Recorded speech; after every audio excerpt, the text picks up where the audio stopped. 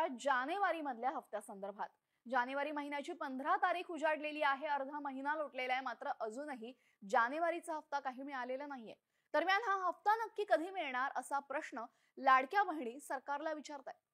डिसेंबर महिन्यात 2.5 कोटी महिलांच्या खात्यामध्ये 1,500 रुपये पाठवण्यात आले, मात्र संक्रांत होऊनही लाडक्या बहिणींना जानेवारी महिन्याचे 1,500 मिळाले नाहीत।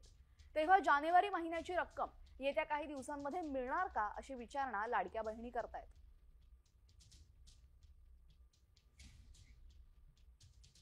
लाडक्या बहिणींना जानेवारीचा हप्ता नक्की कधी मिळणार याकडे त्यांचं लक्ष लागलेले। यासोबतच 2100 रुपयांसंदर्भात सुद्धा आता विचारणा होते, कारण की महायुतीने निवडणुकांआधी जे आश्वासन दिलं होतं 2100 रुपयांचं ते अजूनही पूर्ण झालेलं नाहीये।